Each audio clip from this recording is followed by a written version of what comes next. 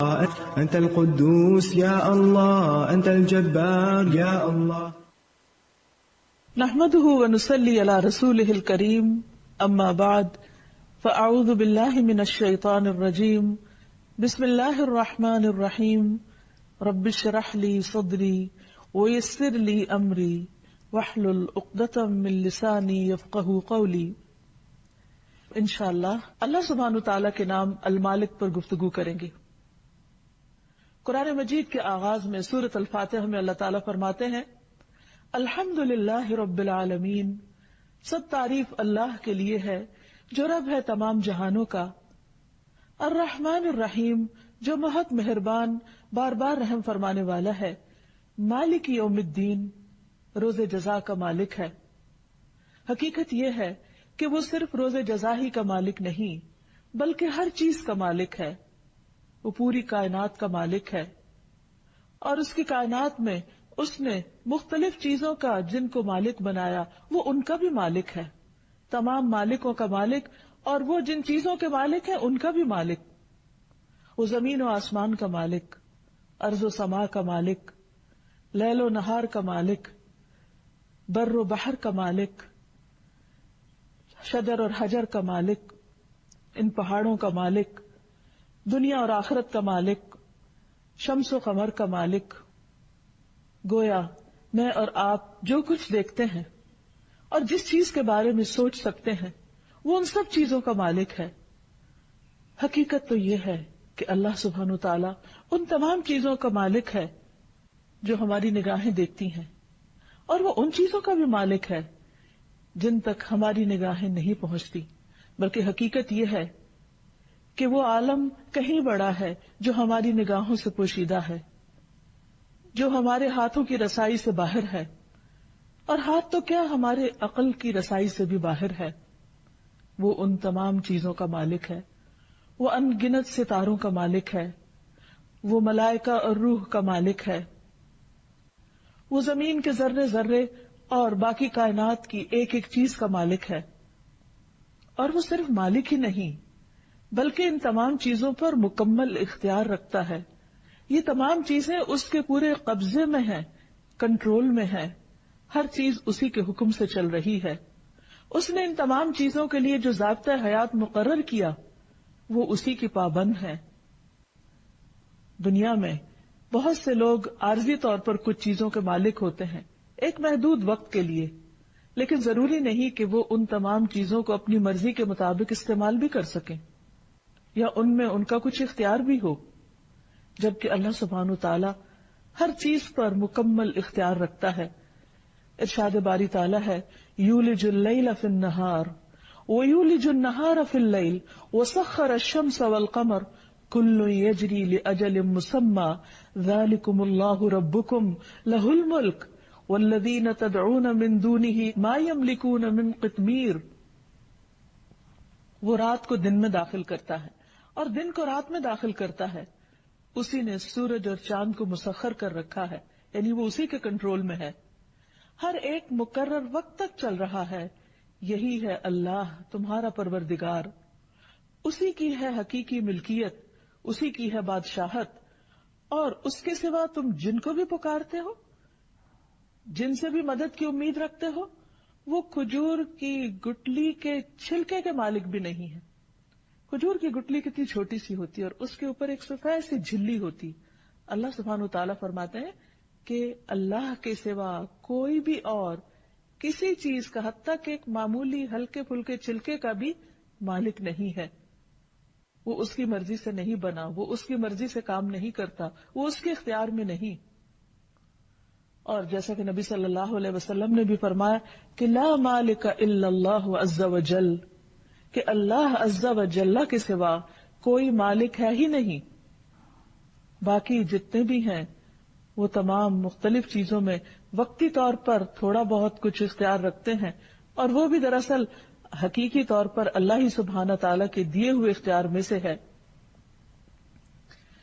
قرآن مجید میں سورۃ سبا میں آتا ہے، قُلِ ادْعُوا الَّذِينَ زَعَمْتُم مِّن دُونِ اللَّهِ لَا يَمْلِكُونَ مِثْقَالَ ذَرَّةٍ فِي السَّمَاوَاتِ وَلَا فِي الْأَرْضِ وَمَا لَهُمْ فِيهِمَا مِن شِرْكٍ وَمَا لَهُ مِنْهُم مِّن ظَهِيرٍ کہہ دیجئے پکارو ان کو جنہیں تم نے اللہ کے سوا گمان کر رکھا ہے، یعنی اللہ کے سوا کسی اور ہستی کے بارے میں اگر تمہارا یہ خیال ہے کہ ان کے قبضے میں کوئی چیز ہے یا ان کے اختیار میں کچھ چیز ہے یا کچھ وہ بگڑی بنا سکتے ہیں یا کسی مشکل میں کام آ سکتے ہیں، تو ان کو پکار کے دیکھو مدد کے لیے۔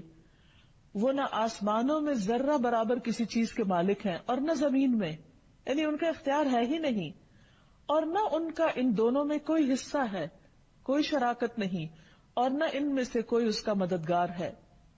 ایک اور جگہ پر فرمایا وَاتَّخَذُوا مِن دُونِهِ آلِهَةً، لوگوں نے اس کے سوا کچھ اور الہ بنا رکھے ہیں، لا يخلقون شیئا، وہ کسی بھی چیز کو پیدا نہیں کر سکتے، وَهُمْ يُخْلَقُونَ، اور وہ تو خود پیدا کیے گئے ہیں، وَلَا يَمْلِكُونَ لِأَنفُسِهِمْ ضَرًّا وَلَا نَفْعًا، اور وہ تو اپنی جان کے بھی نفع نقصان کے مالک نہیں، کسی اور کے مالک تو کہاں، وہ خود اپنے بھی مالک نہیں، خود اپنے سے بھی کسی تکلیف کو دور نہیں کر سکتے، خود اپنی مرضی سے کچھ نہیں کر سکتے۔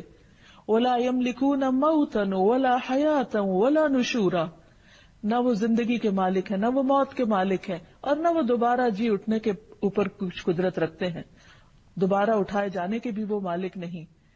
حقیقت یہ ہے کہ زندگی اور موت بھی اللہ کے اختیار میں ہے، ہماری روح کا مالک بھی وہی ہے، جب اس نے چاہا اس جسم میں داخل کر دی اور جب چاہے گا لے جائے گا، اور کوئی کچھ بھی نہیں کر سکتا۔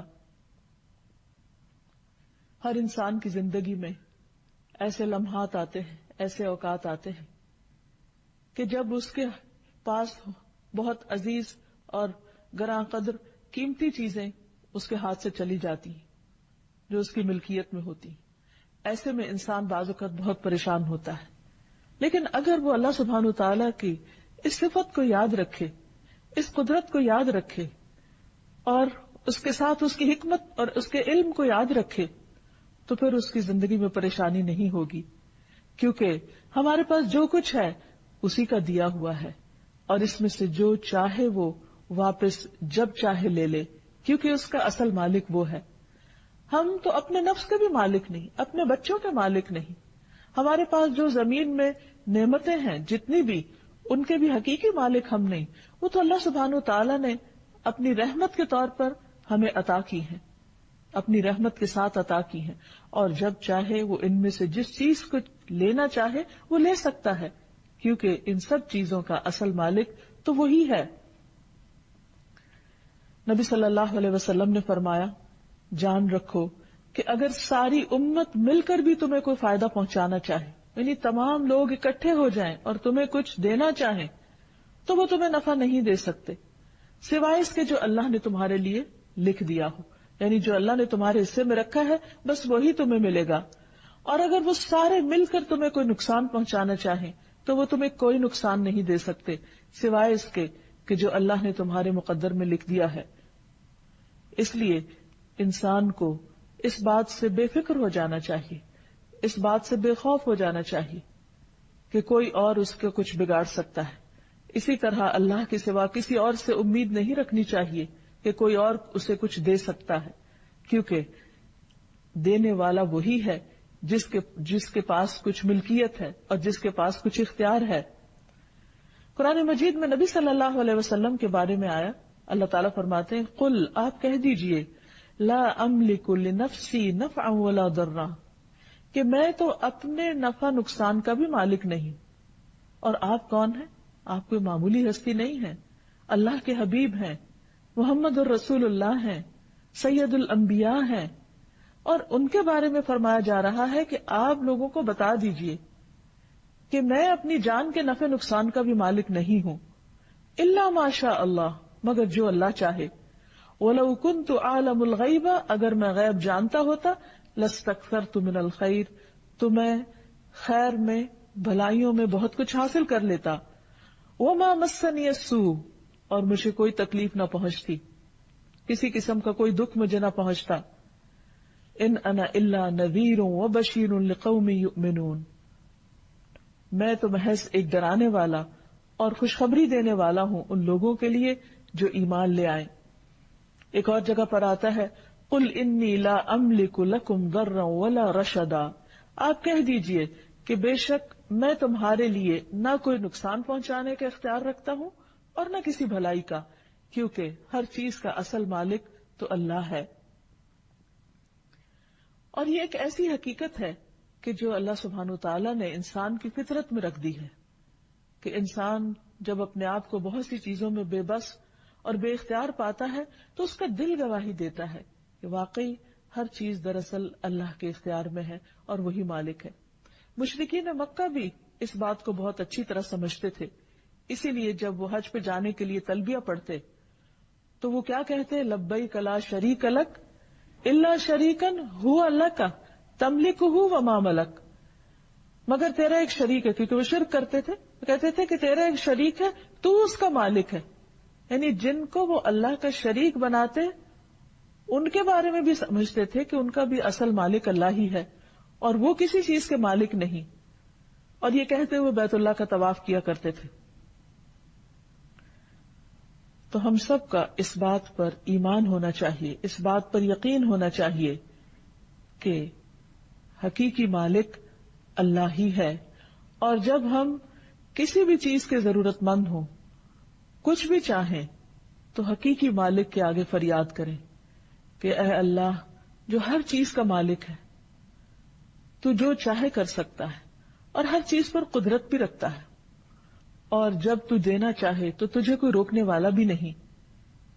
تو اس طرح انسان کی دعا کے اندر ایک یقین پیدا ہو جاتا ہے اور انسان کو اطمینان نصیب ہوتا ہے کہ واقعی کوئی ہے جو سب کچھ کرنے پہ قادر ہے، اور یہ چیز انسان کے لیے حقیقی تسلی کا باعث بنتی ہے۔ اور یہاں سے یہ بات بھی پتہ چلتی ہے کہ اگر وہ مالک ہے تو پھر باقی سب اس کے مملوک ہیں، باقی سب اس کے اختیار میں ہیں، اور ان کے دل بھی اللہ کے اختیار میں ہیں۔ اس لیے کوئی بڑے سے بڑا ظالم کسی پہ ظلم نہیں کر سکتا، کیونکہ اللہ سبحانہ وتعالیٰ اگر اسے اذن نہ دے، کیونکہ اس کے پاس جو وقتی اختیار ہے وہ بھی دراصل اللہ ہی کا دیا ہوا ہے، کیونکہ حقیقی بادشاہ وہی ہے۔ دنیا میں اگر وقتی طور پر کسی کو اختیار ملا بھی ہے تو وہ اس کے لیے آزمائش ہے، اور جو آگے اس کے پاس اس کے ساتھ ہے ان کے لیے بھی حقیقت میں وہ آزمائش ہے۔ لیکن قیامت کے دن یہ سارے اختیارات مکمل طور پر چھین لیے جائیں گے۔ اس دن بادشاہت صرف اور صرف اللہ سبحانہ وتعالیٰ کی ہوگی۔ قرآن مجید میں آتا ہے لمن الملک اليوم للہ الواحد القہار، اس دن کہا جائے گا کہ آج کس کی بادشاہت ہے؟ اللہ ہی کی، جو ایک ہے، بہت دبدبے والا ہے۔ پھر یہ بات بھی ہمیشہ یاد رہے کہ اللہ سبحانہ وتعالی کے لیے حیات دائمی ہے اور باقی سب ختم ہونے والے ہیں۔ کل من علیہا فان، تو جو بھی ختم ہونے والا ہے وہ حقیقی مالک کیسے ہو سکتا ہے؟ مثلا ایک انسان اگر لامتناہی زمینوں کا مالک بھی ہو تو حقیقت میں دیکھے تو ہوتا کیا ہے؟ وہ انسان ہمیشہ تو زندہ نہیں رہ سکتا، ایک دن اس کو موت آنی، اور جب اس کو موت آتی ہے تو ان زمینوں کا کیا بنتا ہے؟ ان پراپرٹیز کا کیا ہوتا ہے؟ وہ سب اس کی اولاد میں تقسیم ہو جاتی، اور اگر اس کی اولاد نہ ہو تو دوسروں میں تقسیم ہو جاتی۔ سوچئے آج زمین کے جس ٹکڑے پر ہم بیٹھے، یا زمین کا کوئی حصہ جو ہم خرید چکے ہوں یا جس کے ہم اپنے آپ کو مالک سمجھتے ہوں، اس کی ملکیت بھی کب تک ہے ہمارے پاس؟ اس کی اونرشپ کب تک ہے؟ اس کے اختیار ہمارے پاس کب تک ہے؟ اس سے فائدہ ہم کب تک اٹھا سکتے ہیں؟ صرف اس وقت تک جب تک ہم زندہ ہیں۔ موت کے ساتھ ہی ہاتھ کھلے کے کھلے رہ جائیں گے، اور کسی بھی چیز کا کنٹرول اور کسی بھی چیز کا اختیار ہمارے پاس نہیں رہے گا۔ پھر یہ کس کے پاس جائے گا اور آخر میں کس کے پاس ہوگا؟ وَلِلَّهِ مِيرَاثُ السَّمَاوَاتِ وَالْأَرْضِ۔ آج تو ہم سمجھتے ہیں کہ ہمارے بعد ہمارے بچے وارث ہوں گے، اور پھر بچوں کے بعد ان کے بچے اور ان کے بچے، لیکن پھر جب سبھی ختم ہو جائیں گے تو یہ سب چیزیں اپنے اصل اور حقیقی مالک کے پاس لوٹ جائیں گی۔ اس لیے کبھی بھی انسان کو دنیا میں جو کچھ بھی ملا ہے، چاہے وہ مال و متاع ہو یا اولاد ہو یا کوئی اختیار ہو یا حکومت ہو یا اقتدار ہو، کسی بھی چیز پر انسان کو تکبر نہیں کرنا چاہیے، اور ہمیشہ اس حقیقت کو یاد رکھنا چاہیے کہ یہ سب کچھ صرف چند دن کے لیے ہے، اور بطور آزمائش ہے، اور بہت جلد ہاتھوں سے نکل جانے والا ہے، کیونکہ کل من علیہا فان ویبقى وجہ ربک ذو الجلال والاکرام، ہر چیز جو اس زمین پر ہے سب فنا ہو جانے والی ہے۔ ایک مرتبہ رسول اللہ صلی اللہ علیہ وسلم نے فرمایا کہ آج کے دن سے 100 سال بعد جو بھی ذی روح اس زمین پر ہے سب کے سب فوت ہو جائیں گے، سب ختم ہو جائیں گے۔ اور یہ صرف اس وقت نہیں، یہ سلسلہ مسلسل چلتا چلا آ رہا ہے کہ ہر کچھ عرصے کے بعد جتنی بھی زندگی ہے زمین پر وہ ختم ہو جاتی ہے، پھر نئے لوگ آ جاتے ہیں، پھر وہ وارث بنتے، پھر جنریشنز آفٹر جنریشنز یہ سلسلہ چلتا چلا آ رہا ہے، اور پھر ایک وقت آئے گا کہ سب کچھ ختم کر دیا جائے گا اور سب کے اقتدار ختم ہو جائیں گے، اور حقیقی بادشاہت اللہ سبحانہ تعالیٰ کے پاس رہ جائے گی۔ کل نفس ذائقۃ الموت، ہر شخص کو موت کا مزہ چکھنا ہے۔ ثم الینا ترجعون، پھر ہماری طرف تم سب پلٹائے جاؤ گے۔ اس لیے ہمیں اسی کی طرف رجوع کرنا چاہیے اور اس حقیقت کو کبھی بھی نہیں بھولنا چاہیے۔ حقیقت یہ ہے کہ جو چیزیں اللہ سبحانہ تعالیٰ وقتی طور پر بھی ہمارے اختیار میں دیتا ہے، ہمیں ان سے بہت محبت ہو جاتی، ہمیں وہ اپنی لگنے لگتی، اور یہی انسان کی آزمائش۔ مثلا خواتین، ان کے پاس جو جیولری ہوتی، گھر کے ساز و سامان ہوتے، ان کے ساتھ کس قدر اٹیچمنٹ ہوتی، لیکن کبھی آپ نے کسی ایسے گھر کا منظر دیکھا ہوگا کہ جس میں ہر چیز بہت خوبصورت طریقے سے سجی ہوئی ہے، ہر چیز اپنی اپنی جگہ پر ہے، لیکن جو ان کی مالکہ ہے وہ دنیا سے جا چکی ہے، اس کے بعد کیا ہوتا ہے؟ وہ تمام چیزیں لوگوں میں تقسیم ہو جاتی۔ اور یہ تو ہمارے یہاں ہوتا ہے، بعض جگہ پر ایسا بھی ہوتا ہے کہ آنے والی جنریشن کو والدین کے مال و متاع سے یا ان کی چیزوں سے یا ان کی کلیکشن سے کوئی دلچسپی نہیں ہوتی، کیونکہ اب ٹرینڈز بدل چکے ہیں، فیشن بدل چکا ہے، اب نیا دور ہے اور نئے طریقے ہیں اور نئی چیزیں ہیں، لہذا انہیں انٹرسٹ اس سے ہوتا ہے کہ ان تمام چیزوں کو نکال کر جو پراپرٹی ہے اس کی قیمت یا اس کا جو فائدہ ہے وہ ان کو مل جائے۔ والدین نے جو کچھ بھی جمع کیا اور جن چیزوں کو سنبھال کر رکھا اور جن چیزوں کو میموری سمجھ کر اپنے ساتھ رکھا اور ان کی کیئر کرتے رہے اور ان کی حفاظت کرتے رہے، دوسروں کے لیے وہ ردی کے مال سے زیادہ کچھ بھی نہ تھا۔ یہ ایک اتنی بڑی حقیقت ہے جس سے ہم عام طور پر غافل رہتے ہیں، اور پھر حقیقی محبوب یعنی اللہ سبحانہ تعالیٰ سے محبت کرنے کی بجائے ہم ان عارضی چیزوں کی محبت میں مبتلا رہتے ہیں جو بہت جلد ہمارے ہاتھوں سے نکل جانے والی ہیں۔ اس لیے کسی لمحے بھی یہ نہیں بھولنا چاہیے کہ حقیقی مالک اللہ ہے، جو مالک الملک ہے، پوری کائنات کا مالک ہے۔ پھر اسی طرح انسان کی زندگی میں عام طور پر جو مسائل رہتے ہیں، جیسے رزق کا مسئلہ ہے، بعض اوقات انسان کے پاس کچھ ہوتا ہے، پھر نہیں ہوتا، پھر ہوتا ہے، زندگی میں اتار چڑھاؤ آتا رہتا ہے۔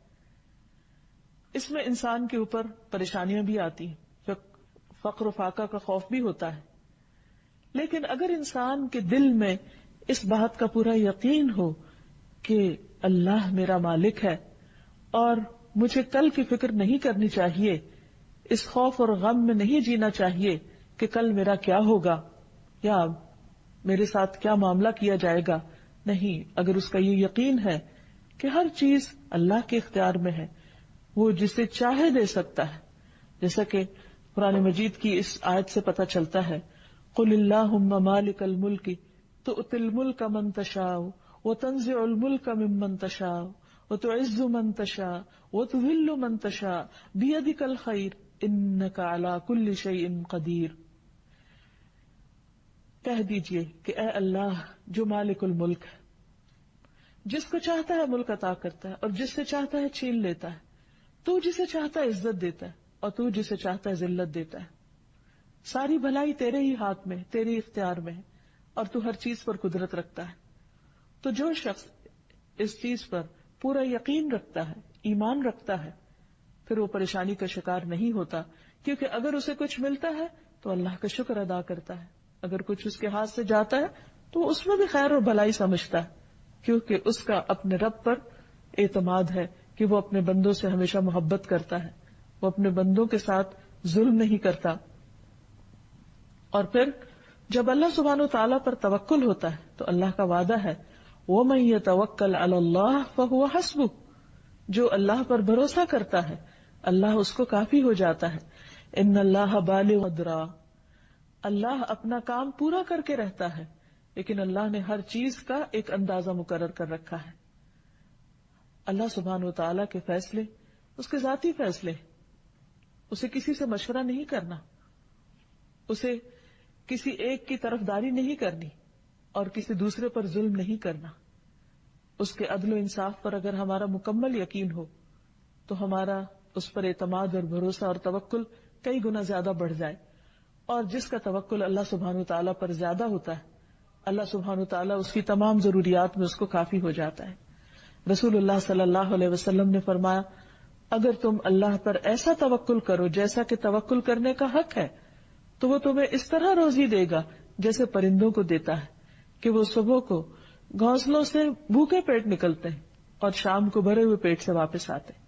اس کا یہ مطلب نہیں توکل کا کہ توکل کر کے پھر گھر میں بیٹھ جاؤ، نہیں، توکل کر کے پرندوں کی طرح کوشش بھی کرو، لیکن یقین اللہ پہ رکھو کہ جب تم نکلو گے، باہر جاؤ گے، کوشش کرو گے تو بہت سی اپرچونٹیز ملیں گی.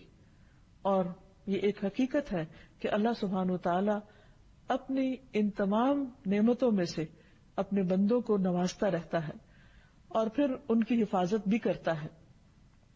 اس لیے اس المالک کے تمام فیصلوں پر راضی رہنا بھی بہت ضروری ہے. جب انسان کا اس بات پر یقین ہو جاتا ہے کہ اللہ سبحانہ وتعالی ہر چیز کا مالک ہے اور وہ اپنے بندوں کو ان کی ضرورت کے مطابق ان کو اپنے رزق میں سے تقسیم کرتا رہتا ہے، تو پھر انسان کے پاس جو کچھ بھی ہوتا ہے اس پر اس کو قناعت حاصل ہوتی ہے، اسے اطمینان قلب نصیب ہوتا ہے، وہ اللہ سبحانہ وتعالی کی تقدیر پر راضی رہتا ہے. اور اس پر توجہ کرنے کی بجائے کہ اسے کیا ملا ہے اور کیا نہیں، وہ زیادہ توجہ اس بات پر کرتا ہے کہ اللہ سبحانہ وتعالی نے اس زندگی میں وقتی طور پر اسے جن چیزوں کا مالک بنایا ہے وہ ان کو کس طرح بہتر طور پر استعمال کرے، ان کی بہتر طور پر کیسے مینجمنٹ کرے، اس میں سے بندوں کے حقوق کس طرح ادا کرے. کیونکہ حقیقت یہ ہے کہ جو کچھ اللہ نے ہمیں دیا ہے اس پر حساب ہونے والا ہے، اس پر پوچھ ہونے والی ہے.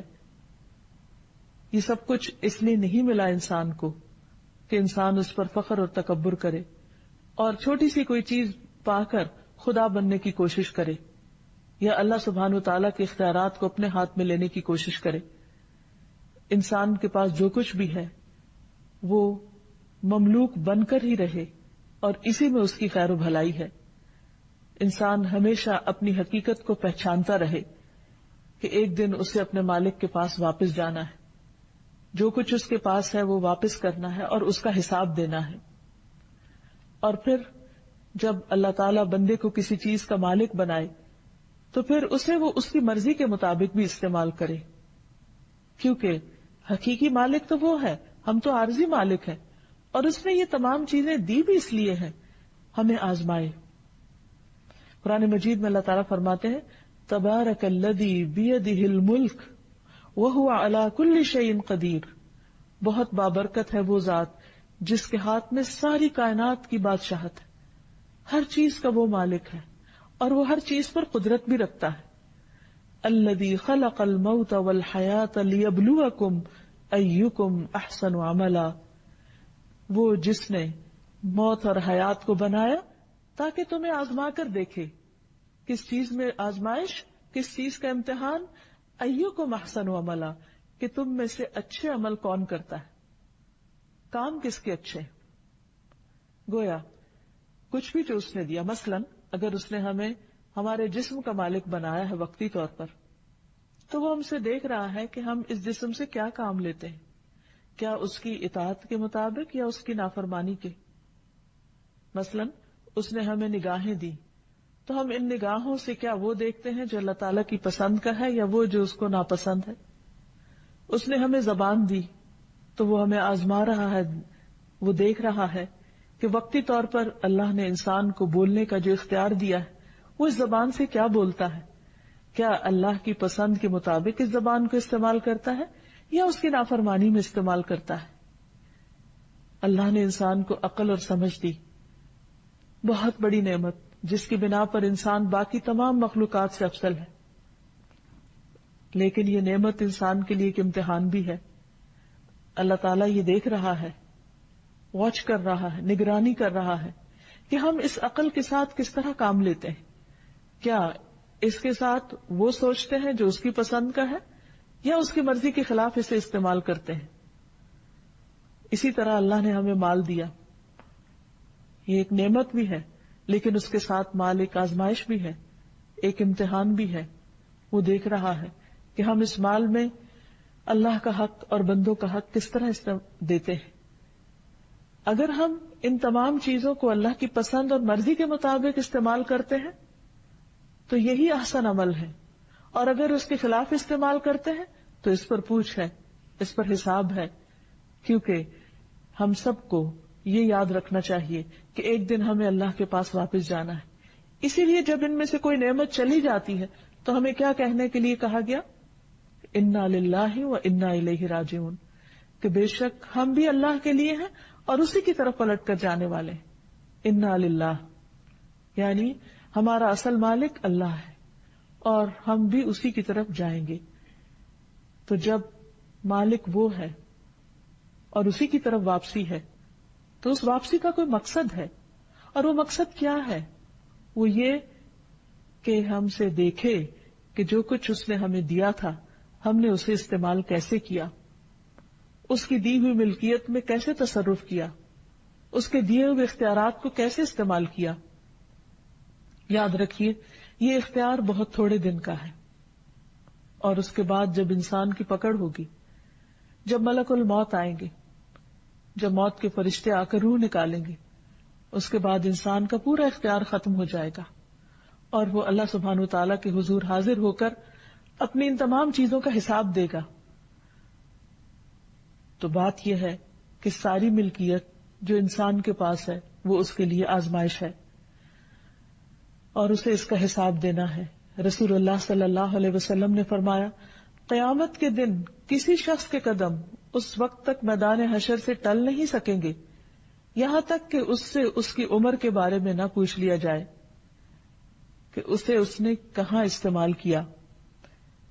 اس کی جوانی کے بارے میں اس سے سوال کیا جائے گا، خاص طور پر عمر کا بہترین حصہ کہاں گزارا.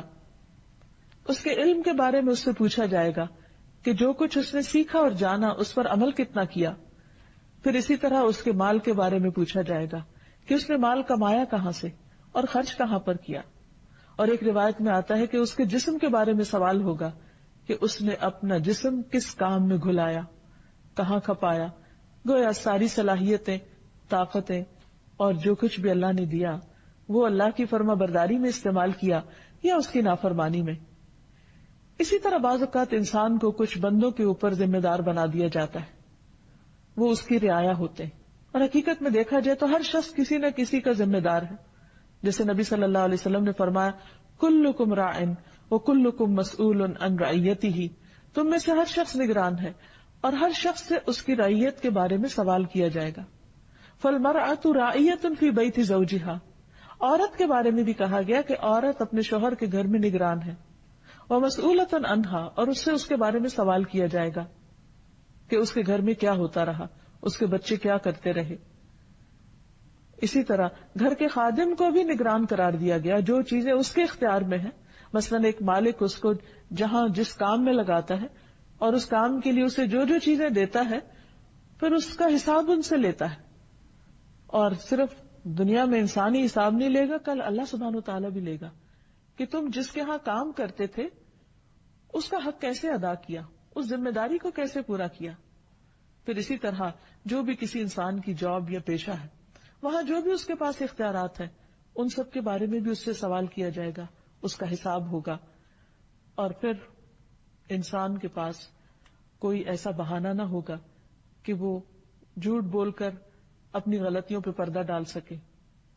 یومئذ تعرضون لا تخفی منکم خافیہ، جس دن تم پیش کیے جاؤ گے کوئی چھپی چیز تم اللہ سبحانہ و تعالیٰ سے تم چھپا نہ سکو گے، کچھ بھی چھپا نہ رہے گا، سب کچھ عیاں ہوگا، کیونکہ وہ عالم الغیب والشہادہ ہے، وہ غیب اور حاضر کا برابر جاننے والا ہے. اور وہاں اس وقت وہ لوگ کہ جو ذمہ دار ہوں گے اور وہ اپنی رعایا کی ضروریات پوری نہ کرتے ہوں گے، اللہ سبحانہ تعالیٰ ان پر ناراض ہوگا۔ اسی طرح جو دنیا میں اپنی ملکیت میں بے جا تصرف کرے، ظلم اور زیادتی کرے، اس سے بھی پوچھ ہوگی۔ پھر اسی طرح اگر انسان دیکھے تو جو کچھ ہمیں ملا ہے اس میں بھی پورا اختیار ہمارے پاس نہیں ہے۔ یعنی مثلاً مال ہے تو یہ نہیں کہا گیا کہ جیسے چاہو کماؤ اور جہاں چاہو خرچ کرو، یا اس کے ساتھ جو چاہو کرو، چاہو تو اسے ضائع کر دو، نہیں، اس کا بھی ہمیں اختیار نہیں۔ مثلاً زندگی میں بھی سوچ سمجھ کر خرچ کرنا چاہیے۔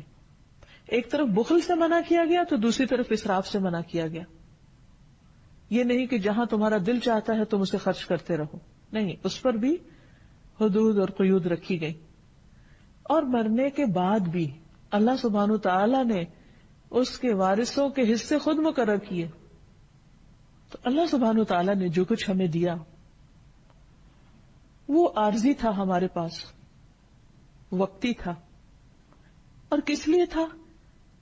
تاکہ آزمائے، لیبلوکم، تمہارا امتحان لے کہ تم اس کے ساتھ کرتے کیا ہو، زندگی میں کیا کرتے ہو، اور اپنی زندگی کے بعد کے لیے اس کے بارے میں کیا وصیت کرتے ہو۔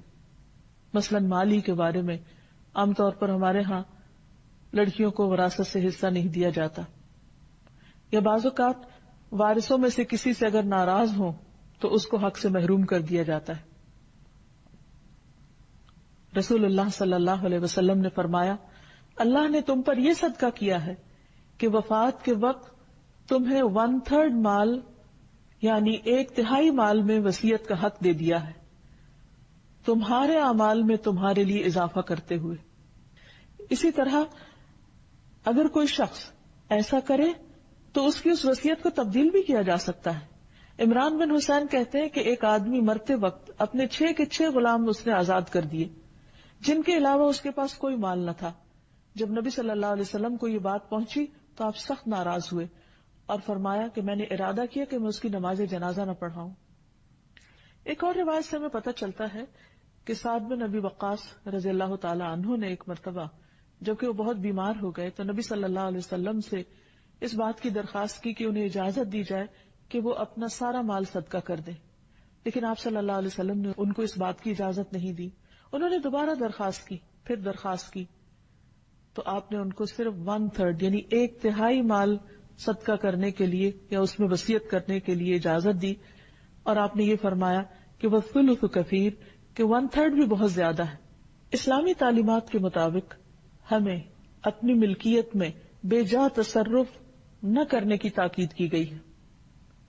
اسود بن اسلم کہتے ہیں کہ میں نے رسول اللہ صلی اللہ علیہ وسلم سے عرض کیا، یا رسول اللہ صلی اللہ علیہ وسلم مجھے کوئی وصیت فرمائیے۔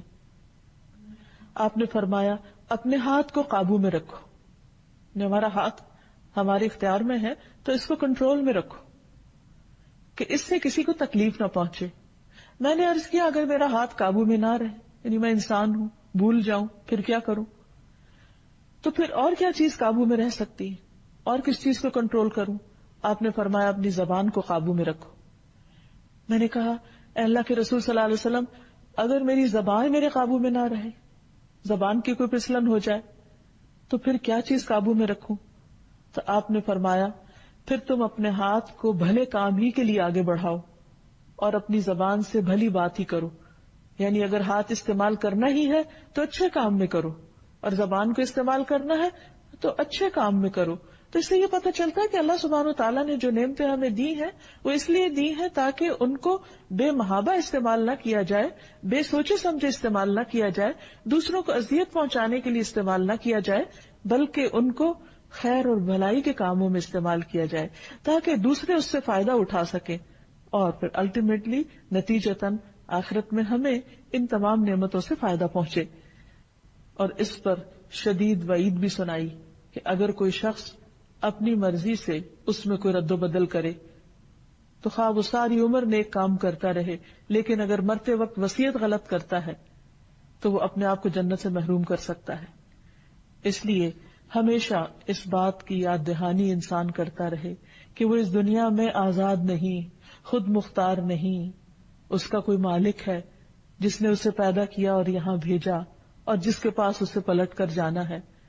لہذا زندگی کا ایک ایک دن سوچ سمجھ کر گزارے اور اس کی ملکیت میں جو کچھ ہے وہ اسے اللہ کی ملکیت سمجھے. اگر اللہ اسے دینا چاہے تو شکر ادا کرے، اور اگر اللہ سبحانہ و تعالی ان دی ہوئی چیزوں میں سے کچھ لینا چاہے تو اس پر وہ اللہ سے ناراض نہ ہو، وہ اللہ سبحانہ و تعالی کے فیصلوں کو خوشی سے قبول کرنے والا ہو. تو اللہ تعالیٰ سے دعا ہے کہ وہ ہمیں حقیقی معنوں میں اپنی معرفت عطا کرے تاکہ زندگی کے یہ دن جو ہم گزار رہے ہیں اس کی خوشنودی کے مطابق گزار سکیں.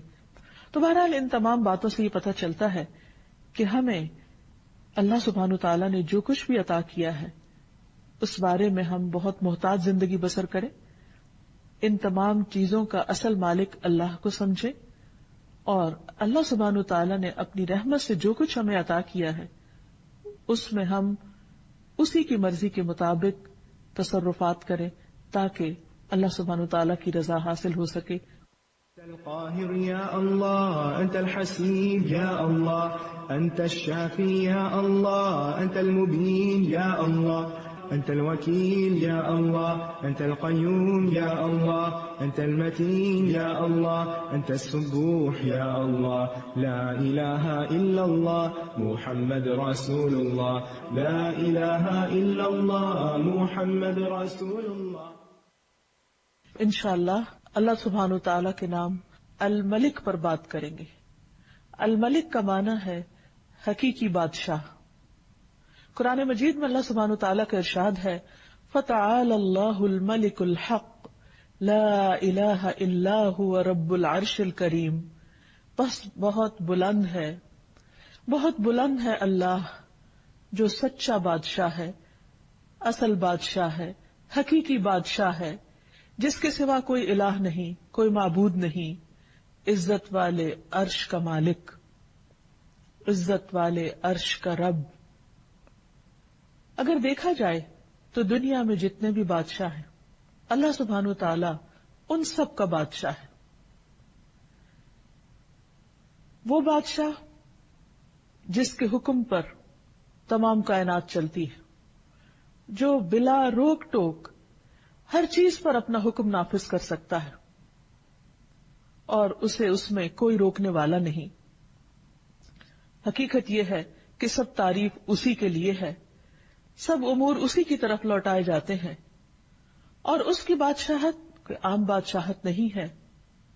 وہ عرش پر بلند ہے، اور عرش ساتوں آسمان اور ساتوں زمینیں اللہ کی کرسی کے سامنے ایسے ہیں جیسے ایک وسیع صحرا میں ایک چھوٹی سی مندری، ایک چھوٹا سا رنگ. اور پھر اللہ سبحانہ تعالیٰ کے عرش کے سامنے وہ کرسی ایک چھوٹے سے رنگ کی طرح ہے. آپ سوچئے کہ وہ عرش کتنا بلند ہے اور جو خود اس پر مستوی ہے وہ کتنا بڑا ہے، کتنا عظیم ہے. وہ ہے ہمارا رب، ہمارا مالک اور حقیقی بادشاہ. اور اس دنیا میں جتنے بھی کام امور پاتے ہیں، جتنی بھی چیزیں چل رہی ہیں، جو کچھ بھی ہو رہا ہے، دراصل وہ سب اسی کے حکم پر چل رہا ہے اور اس پر اسی اکیلے کا فیصلہ نافذ ہے. وہ ہر چیز کو سنتا ہے، دیکھتا ہے اور اپنی مرضی کے مطابق چلاتا ہے. وہ ہر چیز کے پوشیدہ اور ظاہر سے آگاہ ہے. وہ جس کو جو چاہتا ہے عطا کرتا ہے اور جس سے جو چیز چاہتا ہے روک لیتا ہے. وہ جس کو جیسے جتنا چاہے بدلہ دیتا ہے، جس کو چاہتا ہے عزت دیتا ہے، جس کو چاہتا ہے رسوا کر دیتا ہے، جس کو چاہتا ہے رزق دیتا ہے اور جس سے چاہے رزق روک لیتا ہے، جس کو چاہے زندگی دیتا ہے اور جس سے چاہے زندگی واپس لے لیتا ہے اور اس کو موت دے دیتا ہے. یہ ہے ہمارا رب، حقیقی بادشاہ. قرآن مجید میں سورۃ الحشر کی آخری آیات میں اللہ تعالیٰ فرماتے ہیں هو اللہ الذی لا الہ الا هو الملک. وہ اللہ جس کے سوا کوئی الہ نہیں، الملک حقیقی بادشاہ ہے، القدوس پاکیزہ، نہایت پاک، السلام سراسر سلامتی، المؤمن امن دینے والا، المہیمن نگہبان، العزیز زبردست، غالب، الجبار سب پر غالب، المتکبر سب سے بڑا بن کر رہنے والا، سبحان اللہ پاک ہے اللہ، عما یشرکون ان سب چیزوں سے جنہیں وہ اس کا شریک ٹھہراتے ہیں۔ تو حقیقت یہ ہے کہ اللہ سبحانہ تعالیٰ کے ہیں اچھے اچھے نام، اور ان ناموں میں سے ایک خوبصورت نام الملک ہے۔ حضرت علی رضی اللہ عنہ کہتے ہیں کہ جب نبی صلی اللہ علیہ وسلم نماز کے لیے کھڑے ہوتے تو آغاز یوں کرتے، اللہم انت الملک لا الہ الا انت، اے اللہ تو ہی بادشاہ ہے، تو ہی اصل بادشاہ ہے، تیرے سوا کوئی الہ نہیں۔ اور یہ اللہ کے رسول ہیں صلی اللہ علیہ وسلم جو اللہ سبحانہ تعالیٰ کی بادشاہت کا اعتراف کر رہے ہیں۔ آپ صلی اللہ علیہ وسلم نے یہ بھی فرمایا کہ اللہ تعالیٰ زمین کو مٹھی میں لے لے گا اور آسمانوں کو اپنے دائیں ہاتھ میں لپیٹ لے گا، پھر فرمائے گا انا الملک، انا الملک، میں ہوں اصل بادشاہ، میں ہوں اصل بادشاہ۔ این ملوک الارض، کہاں ہے زمین کے بادشاہ؟ اور اس دن بادشاہت صرف اور صرف اللہ ہی کے لیے ہوگی۔ الملک یومئذ للہ، آج حکومت، بادشاہت، اختیار، اقتدار، قبضہ سب صرف اور صرف اللہ کے ہاتھ میں ہے۔ نبی صلی اللہ علیہ وسلم نے فرمایا جب رات کا 1/3 حصہ گزر جاتا ہے تو اللہ تعالیٰ آسمان دنیا پر نزول فرماتے ہیں اور اعلان کرتے ہیں انا الملک، انا الملک، میں ہوں بادشاہ، میں ہوں بادشاہ، کون ہے جو مجھ سے دعا کرے تو میں اسے قبول کر لوں۔ یعنی بادشاہ حقیقی جو عرش عظیم کا مالک ہے وہ ہمیں پکارتا ہے اور ہم سے چاہتا ہے کہ ہم اس سے مانگیں اور وہ ان سب کو عطا کرے جو وہ چاہیں۔ کون ہے جو مجھ سے سوال کرے کہ میں اسے عطا کروں، کون ہے جو مجھ سے بخشش مانگے تو میں اسے بخش دوں۔ اور یہ اعلان مسلسل طلوع فجر تک ہوتا رہتا ہے۔ تو اس وقت بھی اللہ سبحانہ تعالیٰ اپنا تعارف الملک کے طور پہ کرواتے ہیں کہ بندو یاد رکھو میں ہوں تمہارا حقیقی بادشاہ۔ اور جو حقیقی بادشاہ ہے وہ بادشاہ مطلق ہے، ایبسولیوٹ اتھارٹی ہے اس کے پاس، وہ جو جب جیسے چاہے کرے۔ تبارک الذی بیدہ الملک وہو علی کل شیء قدیر، بہت برکت والا ہے وہ جس کے ہاتھ میں ہر چیز کا کنٹرول ہے، بادشاہت ہے، اور وہ ہر چیز پر پورا اختیار رکھتا ہے، پوری قدرت رکھتا ہے۔ سورۃ الفرقان میں اللہ تعالیٰ فرماتے ہیں الذی لہ ملک السماوات والارض ولم یتخذ ولدا ولم یکن لہ شریک فی الملک، ولم یکن لہ شریک فی الملک، کہ اللہ سبحانہ تعالیٰ وہ ہے کہ جس کے ہاتھ میں آسمانوں اور زمین کی بادشاہت ہے۔ یعنی وہ صرف زمین کا نہیں بلکہ آسمانوں کا بھی بادشاہ ہے، اور آسمانوں میں جو مخلوق رہتی ہے اور جو کچھ بھی اس نے بنایا ہے ان سب کا بادشاہ حقیقی ہے۔ وَلَمْ يَتَّخِذْ وَلَدًا، اور وہ ایسا بادشاہ ہے جس کا کوئی بیٹا نہیں ہے، کوئی اس کے اقتدار میں کہیں سے بھی شریک نہیں۔ وَلَمْ يَتَّخِذْ وَلَدًا وَلَمْ يَكُنْ لَهُ شَرِيكٌ فِي الْمُلْكِ، اور اس کی بادشاہت میں کوئی بھی شریک نہیں، یعنی مکمل اختیار رکھنے والا۔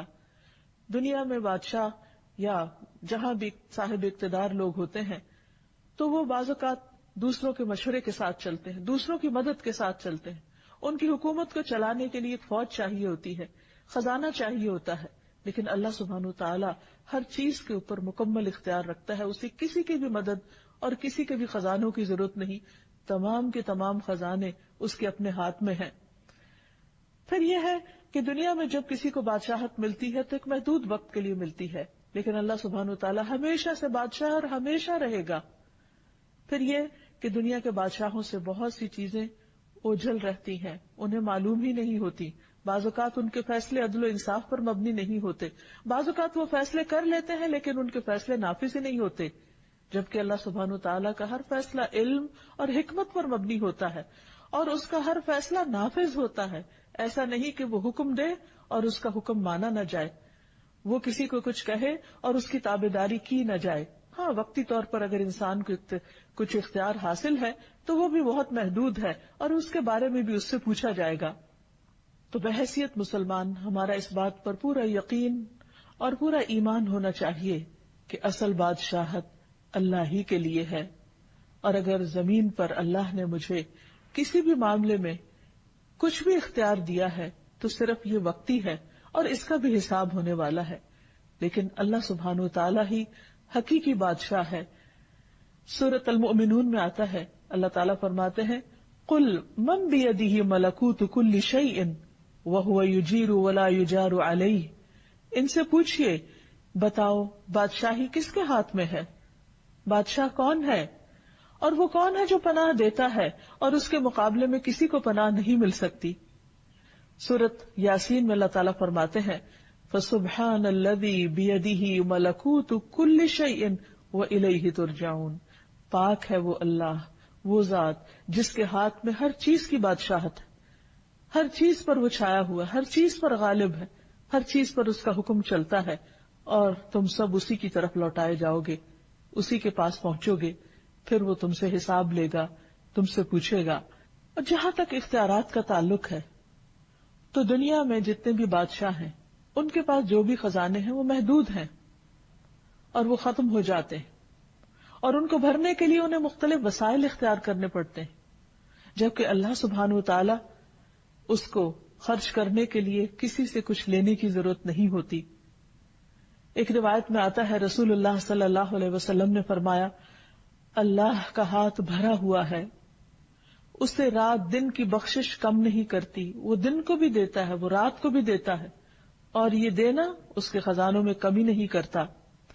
آپ نے فرمایا کیا تمہیں معلوم ہے کہ جب اس نے آسمان و زمین پیدا کیا اور جب سے پیدا کیے اس نے کتنا کچھ خرچ کیا، یعنی جب سے یہ دنیا بنی ہے اس نے کیا کچھ نہیں دیا، وہ دیتا ہی چلا جا رہا ہے۔ عام طور پر دنیا میں وقتی طور پر جب کسی کو اقتدار ملتا ہے یا بادشاہت ملتی ہے تو اس کے پاس جو بھی خزانہ ہوتا ہے یا خرچ کرنے کو ہوتا ہے وہ محدود ہوتا ہے، اور بعض اوقات خرچ کرنے کے بعد وہ ختم بھی ہو جاتا ہے، اور اس خزانے کو بھرنے کے لیے مختلف طرح کے ہیلے کرنے پڑتے ہیں۔ لیکن اللہ سبحانہ وتعالیٰ کسی کا بھی محتاج نہیں، وہ دن رات خرچ کرتا ہے لیکن اس کے خزانوں میں کسی قسم کی کوئی کمی واقع نہیں ہوتی۔ رسول اللہ صلی اللہ علیہ وسلم نے فرمایا اللہ تعالیٰ کا ہاتھ بھرا ہوا ہے اور وہ اس میں سے دن رات خرچ کرتا ہے، لیکن تمہیں معلوم ہے کیا کہ جب سے اس نے آسمان و زمین پیدا کیے ہیں اس نے کتنا خرچ کیا ہے؟ اس نے بھی اس میں یعنی اس وقت سے خرچ کرنے نے اس میں کوئی کمی نہیں کی، یعنی اس کا ہاتھ پھر بھی بھرا ہوا ہے، وہ جتنا بھی دیتا چلا جائے اس کے خزانے کم نہیں ہوتے، وہ کسی کا محتاج نہیں، اسے کسی سے قرض نہیں لینا ہوتا، اسے کسی سے لے کر نہیں دینا، وہ پوری طرح مالک بھی ہے اور پھر بادشاہ بھی ہے۔ پھر فرمایا کہ اس کا عرش پانی پر ہے اور اس کے دوسرے ہاتھ میں ترازو ہے جسے وہ جھکاتا اور بلند کرتا رہتا ہے، یعنی جیسے جس چیز میں چاہے تصرف کرے، اسے کوئی روکنے والا نہیں ہے۔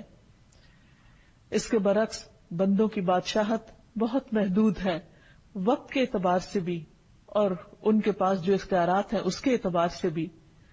لیکن کتنی حیرت کی بات ہے کہ ہم اگر دنیا میں کسی کے پاس کچھ بھی اختیار ہو تو اس سے فوراً مروب ہو جاتے ہیں، اس سے ڈرنے لگتے ہیں، اس کی مرضی کی بات کرنے لگتے ہیں۔ لیکن اس کے برعکس اللہ سبحانہ وتعالی جو پوری کائنات کا بادشاہ ہے اور ہر چیز کا اختیار اس کے پاس ہے، ہم اس سے ڈرتے نہیں، اس کے آگے جھکتے نہیں۔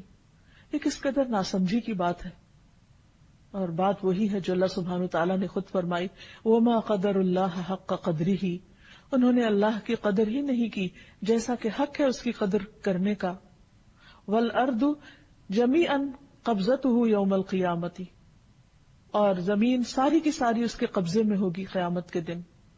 وَالسَّمَاوَاتُ مَطْوِيَّاتٌ بِيَمِينِهِ، اور آسمان اس کے دائیں ہاتھ میں لپٹے ہوئے ہوں گے، یعنی ہر چیز اس کے قبضہ قدرت میں ہے، اختیار میں ہے۔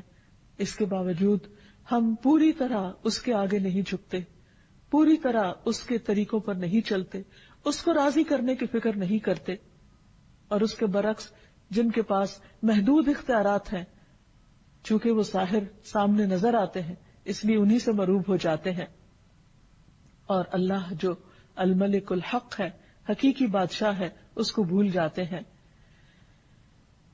پھر آپ دیکھیے کہ اللہ سبحانہ وتعالی جیسی قدرت بھی کسی کے پاس نہیں.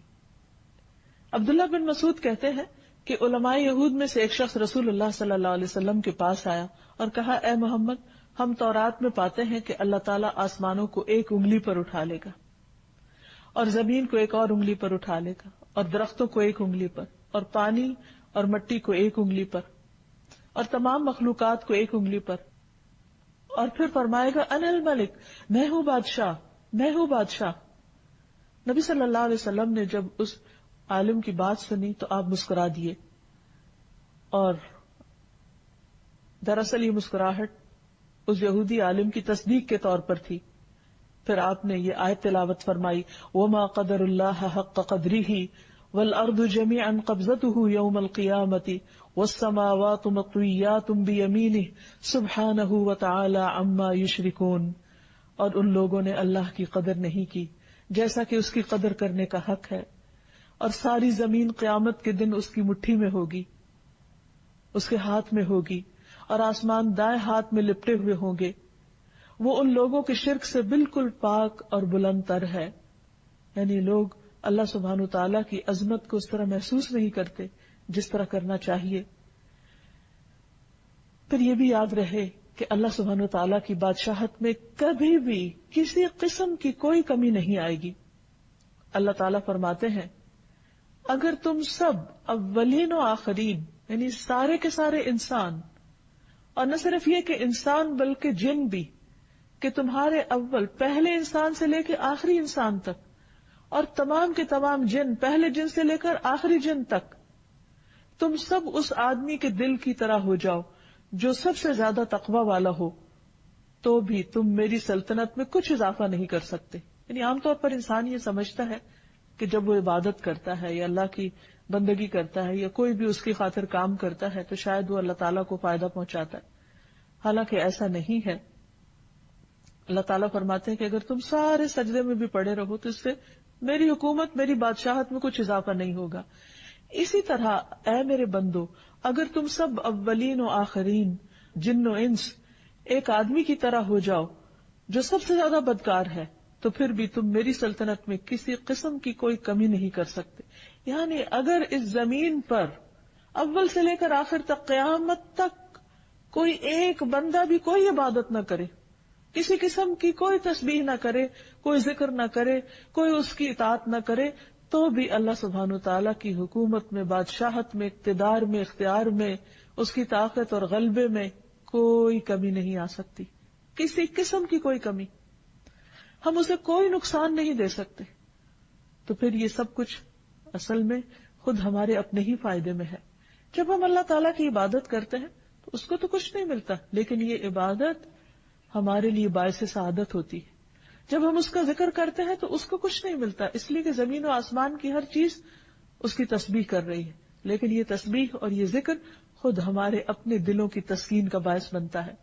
اس لیے بندہ جب بھی اللہ سبحانہ وتعالیٰ کی طرف رغبت کرے تو اس سے ڈرتے ہوئے اور اس سے امید رکھتے ہوئے، اس سوچ کے ساتھ نہیں کہ میں اپنی عبادت سے اس کو کچھ فائدہ پہنچانے چلا ہوں. پھر فرمایا، اے میرے بندو، تم سب اولین و آخرین، جن و انس، ایک صاف چٹیل میدان میں کھڑے ہو جاؤ اور سب مجھ سے مانگو، اور میں تم سب کو وہ سب کچھ دوں جو تم مانگ رہے ہو. تو اس سے میری حکومت میں، میری بادشاہت میں اتنی بھی کمی نہیں ہوگی جتنی ایک سمندر کے اندر سوئی ڈالنے کے بعد نکالی جائے اور اس میں جو پانی لگا ہو، تو اتنی قلیل مقدار میں بھی اس سمندر کے مقابلے میں جو کمی ہوتی، میری بادشاہت میں وہ بھی کمی نہیں ہوگی. تو اس سے پتہ چلتا ہے کہ اللہ سبحانہ وتعالیٰ کی بادشاہت کیسی ہے، اور اس کے خزانے کیسے ہیں، اور اس کی حکومت کیسی ہے، اور اس کا اقتدار کیسا ہے. پھر آپ دیکھیے کہ اس کی بادشاہت کی وسعت، اس کا بھی ہم اندازہ نہیں کر سکتے. نبی صلی اللہ علیہ وسلم نے فرمایا، میں خوب جانتا ہوں کہ اہل جہنم میں سے کون سب سے آخر میں نکلے گا. وہ ایک ایسا شخص ہوگا جو اپنے گھٹنوں کے بل رینگتا ہوا جنت میں داخل ہوگا. یعنی جہنم سے گھٹنوں کے بل گھسٹتا ہوا باہر نکلے گا تو اللہ سبحانہ وتعالیٰ اسے حکم دیں گے کہ جاؤ جنت میں داخل ہو جاؤ. وہ جنت میں آئے گا، لیکن اسے ایسے معلوم ہوگا کہ جیسے جنت بھری ہوئی ہے، تو واپس اللہ تعالیٰ کے پاس جائے گا اور کہے گا یا رب جنت تو بھر گئی ہے. اللہ تعالیٰ اسے فرمائیں گے کہ جاؤ جنت میں چلے جاؤ. پھر وہ جائے گا, پھر وہ دیکھے گا کہ جنت بہت آباد ہے. وہ واپس آئے گا اور کہے گا اے رب جنت تو بھری ہوئی معلوم ہوتی ہے, میں نے جنت کو بھرا ہوا پایا ہے. تو اللہ تعالیٰ پھر فرمائے گا کہ جاؤ جنت میں داخل ہو جاؤ, میں تمہیں دنیا کی مانند اور اس سے 10 گنا زیادہ دیتا ہوں. سوچئے اس دنیا میں کیا کچھ, یعنی عام طور پر ایک انسان کے بس میں نہیں کہ وہ ایک انسان کیا, آج تک اتنی تحقیقات ہوئی, اتنا کچھ انسانوں نے پڑھا لکھا, بڑی بڑی یونیورسٹیاں قائم ہوئی, لیکن پوری زمین کو ایکسپلور نہیں کر سکے اور اس کے پورے خزانوں کو بھی. تو اللہ سبحانہ وتعالیٰ جہنم سے نکلنے والے آخری شخص سے فرمائے گا کہ جاؤ میں تمہیں دنیا اور اس جیسی 10 دنیایں تمہیں دیتا ہوں, اور یہ وہ ہے جو سب سے آخر میں جنت میں پہنچنے والا ہوگا. تو آپ خود سوچئے کہ جن کو جنت الفردوس عطا ہوئی اور جن کو جنت کے بلند درجات نصیب ہوئے, ان کو کیا کچھ اللہ تعالیٰ عطا فرمائیں گے.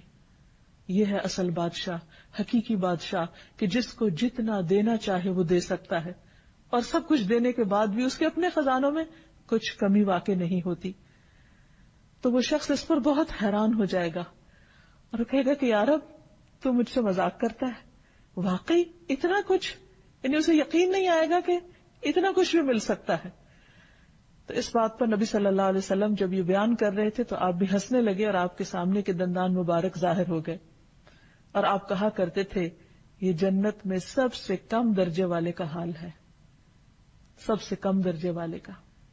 اور آج انسان دنیا کی حقیر چیزوں کے پیچھے اپنا دین ایمان بیچ ڈالتا ہے اور اللہ سبحانہ وتعالیٰ کو ناراض کر دیتا ہے, اور یہ بھول جاتا ہے کہ اصل اختیار غلبہ اللہ سبحانہ وتعالیٰ کے پاس ہے, اور وہ اپنے فیصلوں میں خود مختار ہے, جو چاہے کرے.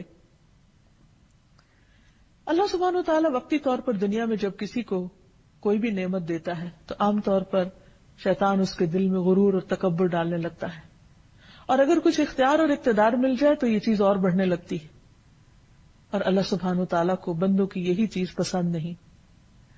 رسول اللہ صلی اللہ علیہ وسلم نے فرمایا اللہ عز و جل فرماتے ہیں کہ تکبر میری چادر ہے اور عظمت میری ازار ہے, پس جو کوئی مجھ سے اس کے بارے میں جھگڑا کرے گا میں اسے آگ میں پھینک دوں گا. یعنی کسی بھی شخص کو خدا بننے کی ضرورت نہیں.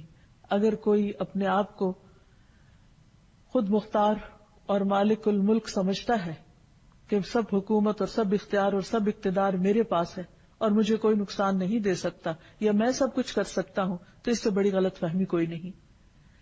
دنیا میں انسان کو چھوٹی یا بڑی کوئی بھی جو نعمت ملے, ہمیشہ انسان ہمبل رہے, شکر ادا کرتا رہے, اسے اللہ کی دی ہوئی نعمت سمجھے, اور اپنے آپ کو کبھی بھی اس کا حقیقی مالک نہ سمجھے. جو کچھ ہے عارضی طور پر ہے, ایک امتحان کے لیے ہے, اور جلد ہمارے ہاتھوں سے نکل جانے والا ہے. اس لیے اصل اختیار اللہ کے پاس ہے. پھر اسی طرح یہ بھی یاد رہے کہ اللہ سبحانہ وتعالیٰ کی بادشاہت ایسی بادشاہت ہے کہ جس میں حکم دینے یا روکنے اور کسی بھی چیز کو کرنے کا مکمل اختیار اس کے پاس ہے. ارشاد باری تعالیٰ ہے بدیع السماوات والارض وَإِذَا قَضَى أَمْرًا فَإِنَّمَا يَقُولُ لَهُ كُن فَيَكُونُ. آسمانوں اور زمین کا موجد ہے, اور جب کسی کام کے کرنے کا فیصلہ کر لیتا ہے تو بس اتنا کہتا ہے کہ ہو جاؤ, اور وہ ہو جاتی. آپ سوچئے کہ دنیا میں اگر کوئی حکم دیتا بھی ہے تو بعض اوقات اس کے حکم, اس کے آرڈیننس, اس کے فرمان کی کیا ویلیو ہوتی ہے. بعض اوقات پوری پوری قوتیں صرف کر کے بھی ایک قانون کو نافذ نہیں کیا جا سکتا, جبکہ اللہ سبحانہ وتعالیٰ صرف اتنا ارادہ کرتے ہیں کہ ہو جاؤ, اور صرف کلمہ کن فرماتے ہیں اور سب کچھ ہو جاتا ہے, اور کوئی اس کو روکنے والا نہیں ہوتا.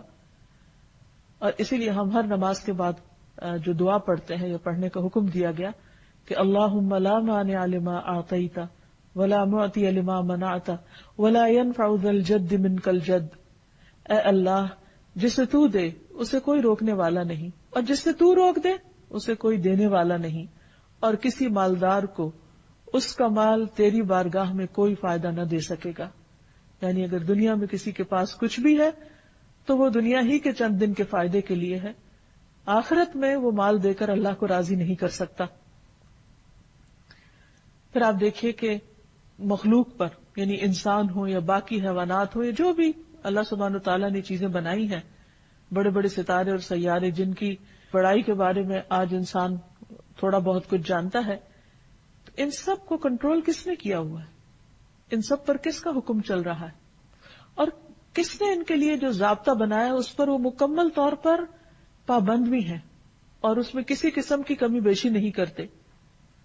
اللہ سبحانہ وتعالیٰ خود اس کے بارے میں فرماتے ہیں، الم تعلم، کیا تم جانتے نہیں ہو، ان اللہ لہ ملک السماوات والارض، کہ اللہ سبحانہ وتعالیٰ ہی کے لیے آسمان و زمین کی بادشاہت، یعنی جتنا کچھ بھی تم دیکھ رہے ہو، یہ سورج، چاند، ستارے، یہ بلینز آف گیلیکسیز اور ان کے اندر ٹریلینز آف سٹارز، اور ان سب کا مسلسل چلتے رہنا، چلنا نہیں بلکہ پوری قوت کے ساتھ دوڑتے رہنا اور اس نظام میں کسی قسم کا خلل نہ آنا، یہ دراصل کس کے کنٹرول میں ہے، کس کے اختیار میں ہے، کس نے ان سب کو ایک ڈسپلن کے اندر رکھا ہوا ہے۔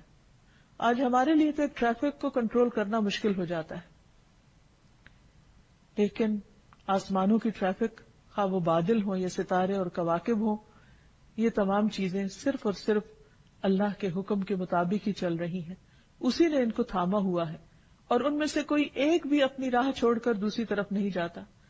اگر ان میں سے کوئی ایک بھی اپنی مرضی کرنے لگے تو ہر چیز ٹکرا کر رہ جائے، یہ نظام درہم برہم ہو کر رہ جائے۔ تو اس سے یہ پتہ چلتا ہے کہ حقیقی بادشاہت ان سب پر دراصل اللہ ہی کی ہے۔ فرمایا یعذب من یشاء ویغفر لمن یشاء، جس کو چاہتا ہے عذاب دیتا ہے اور جسے چاہے بخش دیتا ہے، واللہ علی کل شیء قدیر، اور اللہ ہر چیز پر پوری قدرت رکھتا ہے۔ پھر اسی طرح رزق کے سارے معاملات بھی اسی کے اختیار میں ہے، واللہ یرزق من یشاء بغیر حساب، اللہ جس کو چاہتا ہے بغیر حساب کے رزق دیتا ہے، یعنی انلمیٹڈ۔ پھر کسی کو حکومت دینا یا نہ دینا یہ بھی اس کے اختیار میں ہے، واللہ یؤتی ملکہ من یشاء، اللہ اپنی بادشاہت دیتا ہے، اپنی حکومت دیتا ہے جسے چاہتا ہے، اور اللہ وسعت والا، علم والا ہے۔ سیدھے راستے پہ چلانا بھی اسی کے اختیار میں ہے، واللہ یہدی من یشاء الی صراط مستقیم۔ پھر نفع اور نقصان بھی اسی کے ہاتھ میں ہے، وَإِن يَمْسَسْكَ اللَّهُ بِضُرٍّ فَلَا كَاشِفَ لَهُ إِلَّا هُوَ، اگر اللہ سبحانہ وتعالیٰ تمہیں کوئی نقصان پہنچانا چاہے تو اس کے سوا اسے کوئی ہٹا نہیں سکتا، وَإِن يُرِدْكَ بِخَيْرٍ، اور اگر تمہیں کوئی خیر پہنچانا چاہے فَلَا رَادَّ لِفَضْلِهِ، تو اس کے فضل کو بھی کوئی نہیں پھیر سکتا، يُصِيبُ بِهِ مَن يَشَاءُ، وہ جس کو چاہتا ہے وہ فضل پہنچاتا ہے، یعنی کوئی اس کو روک نہیں سکتا۔ یصیب بہ من یشاء من عبادہ وہو الغفور الرحیم، اور وہ غفور الرحیم بھی ہے۔ پھر اسی طرح نبوت کا دینا بھی اسی کے اختیار میں ہے، اس نے جس کو چاہا اپنے بندوں میں سے اپنی رسالت کے لیے چن لیا۔ پھر ہر طرح کا فضل دینا بھی اللہ کے اختیار میں ہے، یعنی کوئی کسی سے اللہ کی نعمت کو چھین نہیں سکتا، اور اسی لیے حسد کرنا منع کیا گیا ہے، کیونکہ وہ اللہ کا فیصلہ ہوتا ہے، وہ جس پہ جو چاہے رحمت فرمائے۔ پھر اسی طرح بیٹے اور بیٹیاں دینا بھی اللہ کے اختیار میں ہے۔ اللہ تعالیٰ فرماتے ہیں للہ ملک السماوات والارض یخلق ما یشاء یہب لمن یشاء اناثا ویہب لمن یشاء الذکور، آسمانوں اور زمین کی بادشاہت اللہ ہی کی ہے، جسے چاہتا ہے جو چاہتا ہے پیدا کرتا ہے، یخلق ما یشاء، یعنی اس کی تخلیق اس کی مرضی سے ہوتی ہے کیونکہ وہ بادشاہ ہے۔ جسے چاہتا ہے بیٹیاں عطا کرتا ہے، جسے چاہتا ہے بیٹے دیتا ہے، اور جسے چاہتا ہے ملا جلا کر دیتا ہے، اصل اختیار اسی کا ہے۔ پھر اسی طرح انسانوں کو معاف کرنا یا عذاب دینا یا بخش دینا یہ بھی اسی کے اختیار میں ہے، اور اس میں بھی مالک یوم الدین وہ خود ہے، روز جزا کا مالک، جس میں سارے فیصلے اس کی مرضی کے مطابق ہوں گے۔ پھر تمام بنی آدم کے دلوں کا اختیار بھی اللہ سبحانہ و تعالیٰ کے پاس ہے، یعنی صرف یہ نہیں کہ آسمان اور ستارے سیارے کا مالک وہ ہے اور اس پر اس کی حکومت ہے، نہیں، اس زمین پر بھی حقیقی حکومت اور بادشاہت اسی کی ہے، حتیٰ کہ انسانوں کے دلوں پر بھی۔ رسول اللہ صلی اللہ علیہ وسلم نے فرمایا تمام بنی آدم کے دل رحمان کی انگلیوں میں سے 2 انگلیوں کے درمیان ایک دل کی طرح ہیں، وہ جیسے چاہتا ہے اسے پھیر دیتا ہے۔ پھر آپ صلی اللہ علیہ وسلم نے فرمایا اللہم مصرف القلوب صرف قلوبنا علی طاعتک، اے اللہ جو دلوں کا پھیرنے والا ہے ہمارے دلوں کو اپنی اطاعت پر پھیر دے، یعنی اس کی طرف موڑ دے، کیونکہ اللہ کے لیے کچھ بھی ناممکن نہیں، ہر چیز اسی کے اختیار میں ہے۔ پھر یہ بھی یاد رہے کہ اللہ سبحانہ وتعالیٰ کو کوئی مجبور کرنے والا نہیں۔ دنیا کے بادشاہ بعض اوقات وہ مجبور ہوتے ہیں، وہ اپنے حواریوں اور اپنے دوسرے مددگاروں کی مرضی کے مطابق فیصلے کرتے ہیں، بعض اوقات وہ اپنی خواہش کے مطابق فیصلے بھی نہیں کر سکتے، لیکن اللہ سبحانہ وتعالیٰ کی بادشاہت ایسی بادشاہت ہے کہ جس میں وہ جس کو جو چاہے عطا کر دے، جو چاہے فیصلہ کر دے، کوئی اس کے فیصلوں پر حاوی نہیں ہو سکتا۔ نبی صلی اللہ علیہ وسلم نے فرمایا تم میں سے کوئی کبھی یوں نہ کہے کہ اللہ اگر تو چاہے تو مجھے معاف کر دے، تو چاہے تو مجھ پر رحم فرما، نہیں بلکہ پورے عزم سے مانگے، کیونکہ اللہ جو چاہے کرتا ہے، وہ جو چاہے کرتا ہے، کوئی اسے مجبور کرنے والا نہیں، اس لیے اس سے خوب اچھی طرح پورے یقین اور اعتماد کے ساتھ مانگو۔ اور ایک اور چیز یہ کہ اس کی بادشاہت ایسی بادشاہت ہے جس میں وہ ظلم نہیں کرتا۔ دنیا میں اگر انسان کو چند انسانوں پر بھی کچھ اختیار مل جائے تو اس اختیار کی وجہ سے بعض اوقات وہ ان کے حقوق مارنے لگتا ہے یا ان پر ظلم کرنے لگتا ہے، ان کو اپنے کنٹرول میں لینے لگتا ہے، لیکن اللہ سبحانہ وتعالیٰ کسی پر ظلم نہیں فرماتا۔ ابی رضی اللہ عنہ کہتے ہیں اگر اللہ اپنے آسمان والوں اور زمین والوں کو عذاب دینا چاہے تو وہ دے سکتا ہے اور وہ ان پر ظلم کرنے والا نہ ہوگا، اور اگر وہ ان پر رحم کرنا چاہے تو کر سکتا ہے، تو اس کی رحمت ان کے لیے ان کے اعمال سے زیادہ بہتر ہے۔ تو بہرحال اگر ہمیں یہ یقین ہو جائے کہ حقیقی بادشاہ وہ ہے تو پھر ہم سب اس کے آگے عاجزی کرنے والے ہوں، اس سے ڈرنے والے ہوں، اس سے مانگنے والے ہوں اور اسی کے سامنے اپنی حاجات رکھنے والے ہوں۔ جیسا کہ ہم دیکھتے ہیں کہ بڑے بڑے پیغمبروں نے جنہیں اللہ سبحانہ وتعالیٰ نے دنیا میں بادشاہت عطا کی، انہوں نے بھی اپنی ساری دعائیں اور حاجتیں اس حقیقی بادشاہ کے سامنے رکھی۔ مثلا یوسف علیہ السلام، اللہ سبحانہ وتعالیٰ نے ان کو ایسی حکومت عطا کی کہ جس میں پورا اختیار دیا، لیکن انہوں نے کیا مانگا؟ رب قد آتیتنی من الملک وعلمتنی من تأویل الاحادیث فاطر السماوات والارض انت ولی فی الدنیا والآخرہ توفنی مسلما والحقنی بالصالحین۔ اے میرے رب، بے شک تو نے مجھے حکومت سے حصہ دیا اور باتوں کی اصل حقیقت سے سکھایا، یعنی باتوں کی تہ تک پہنچنا سکھایا۔ آسمان اور زمین کے پیدا کرنے والے، دنیا اور آخرت میں تو ہی میرا مددگار ہے، یعنی انہیں اپنی بادشاہت پر کسی قسم کا کوئی فخر نہیں تھا اور انہیں اسے کوئی اپنی ذاتی ملکیت نہیں سمجھا، بلکہ کیا کہا کہ یہ سب کچھ دراصل تیری ہی مدد سے تھا۔ تو مجھے اسلام کی حالت میں فوت کرنا، یعنی میرے لیے سعادت کیا ہے کہ میں تیرا بندہ بن کے جیوں اور میری موت بھی تیری بندگی میں آئے، تیری فرما برداری میں آئے، اور تو مجھے نیک لوگوں کے ساتھ ملا۔ یعنی دنیا کی بادشاہت پر انہوں نے کس چیز کو فوقیت دی؟ اللہ سبحانہ وتعالیٰ کی رضا کو اور نیک بندوں کی صحبت کو۔ سلیمان علیہ السلام، جن کے لیے اللہ سبحانہ وتعالیٰ نے ہر چیز کو مسخر کر رکھا تھا، ہواؤں کو مسخر کر رکھا تھا، جنات کو مسخر کر رکھا تھا، پرندوں کو، ہر طرح کی فوجیں تھیں ان کے پاس، لیکن وہ اللہ کے فرما بردار بندے تھے۔ وہ کیا دعا کرتے ہیں؟ رب اغفر لی وہب لی ملکا لا ينبغی لأحد من بعدی انک انت الوہاب۔ وہ بھی اللہ ہی سے مانگتے ہیں، اے رب مجھے بخش دے۔ کس قدر عاجزی ہے، سب کچھ ہوتے ہوئے بھی کہتے یا رب مجھے بخش دے، اور ایسی بادشاہت دے جو میرے بعد کسی کے لائق نہ ہو، یقیناً تو بہت عطا کرنے والا ہے۔ یعنی ایک طرف اپنی بخشش اور دوسری طرف جو ان کے دل میں تھا انہوں نے مانگا اور پورے یقین کے ساتھ مانگا۔ پھر اسی طرح ذوالقرنین، اللہ سبحانہ وتعالیٰ نے ان کو بھی بہت کچھ اختیار دیا، اور یہاں تک دیا کہ تو لوگوں کے بارے میں جیسا بھی تصرف کرنا چاہے کرے، لیکن انہوں نے بھی کس طرح اللہ سبحانہ وتعالیٰ کو راضی کرنے کے لیے بندوں کے ساتھ احسان کیا اور اپنے اقتدار سے کسی طرح کا ناجائز فائدہ نہیں اٹھایا۔ تو اصل بندے اللہ کے پسندیدہ وہی ہیں کہ جو سب کچھ رکھتے ہوئے بھی حقیقی بادشاہ اللہ تعالیٰ ہی کو سمجھے.